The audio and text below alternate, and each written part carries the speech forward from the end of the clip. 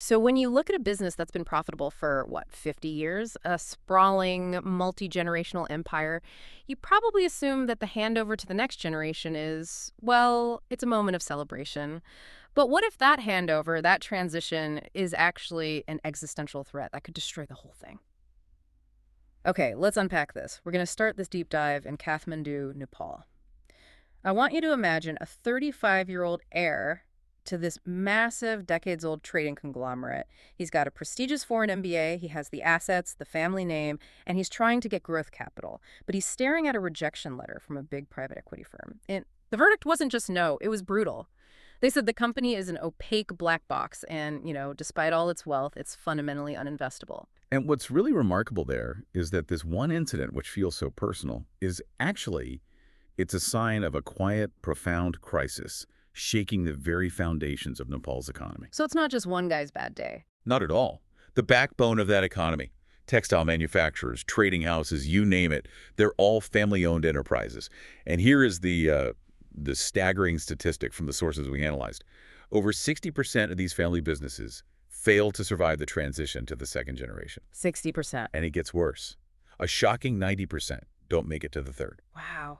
That failure rate isn't just unfortunate family history. I mean, that's a catastrophic destruction of national capital. It absolutely is. Yeah. But this story is so much more complex than, the tired old narrative of lazy heirs squandering fortunes. Our mission here is to get to the core reason for failure, and it's this: a fundamental skills mismatch. The genius, the intuition that let the first generation build the empire. That is precisely the liability crippling the modern firm. So the grandfather's strength is the grandson's weakness. Exactly. That 35-year-old heir needs institutional process, verifiable data. Yeah. His grandfather just needed his network and an ironclad reputation. So we're not talking about personality clashes at the dinner table. This is deeper. These are three structural flaws baked right into the organizational DNA by the success of that first generation. We're going to look at the resistance to professionalizing management, the confusion of ownership and control, and the ticking time bomb of informal finance. Let's start right there with that first point.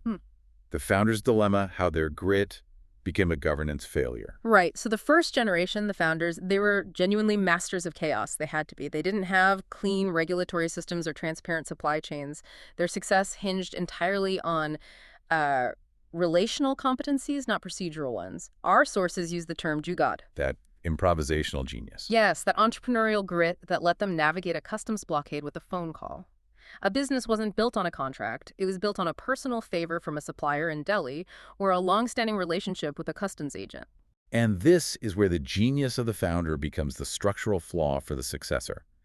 Because the founder had to make every single critical decision themselves, they centralize all authority.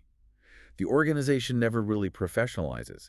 It stays as a hub-and-spoke model where the patriarch is the only hub. And all the institutional knowledge. It's all in the founder's head. The entire operational manual is unwritten. Which means when the next generation steps in, they inherit the shares and the title, but they absolutely do not inherit the operating system. It's like being handed the keys to a complex machine with no instruction manual. That's the perfect analogy. And this resistance to professionalizing, to delegating, it's rooted in a very rational economic fear, the principal agent problem. Okay, that sounds a little academic. Break that down for us in this context. Sure. Essentially, the principal, the owner, has a very hard time trusting an agent, a professional external manager, to act entirely in their best interest.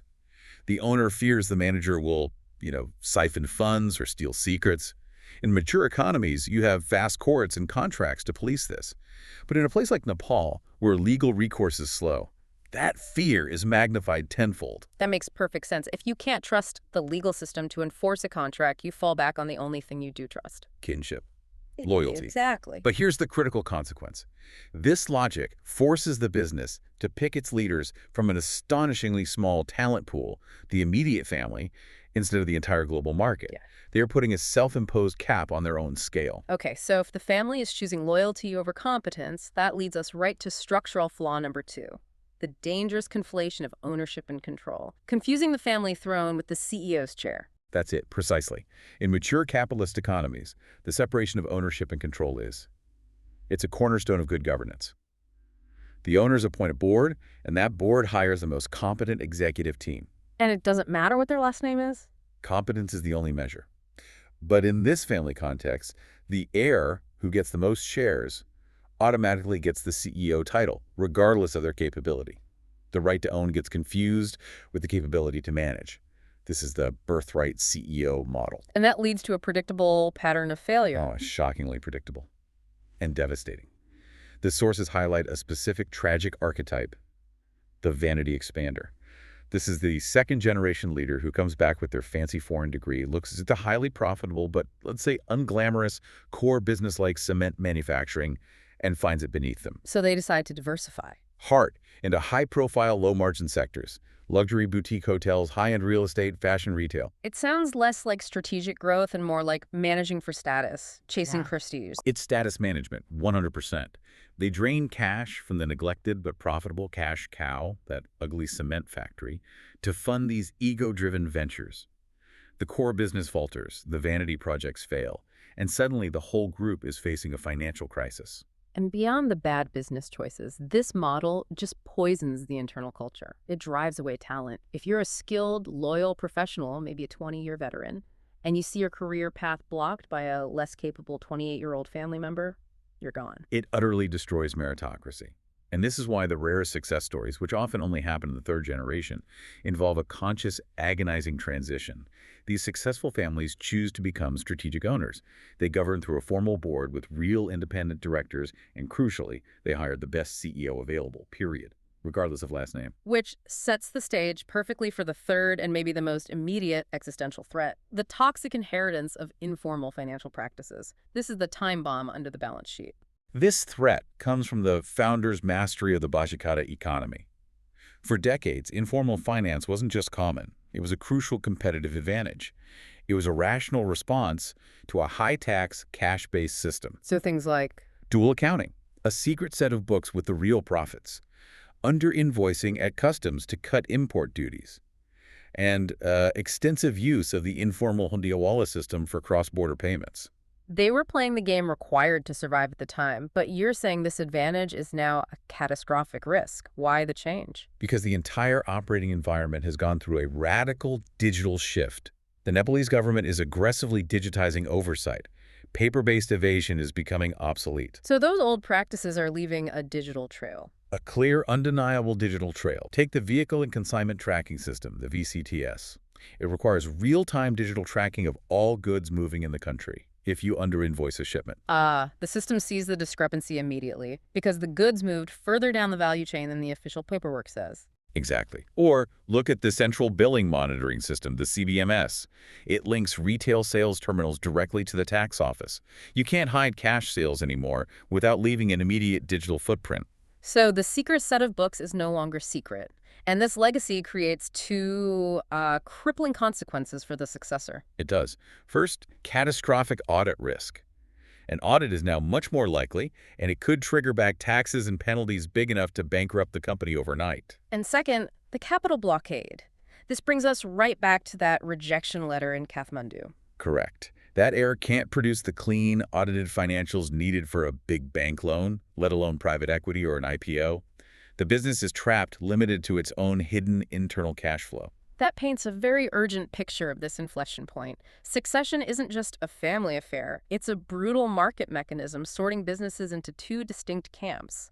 What are those two outlooks? The first and most common is what we'll call the Great Stagnation. This is the fate of the majority, that 60% plus who failed to adapt.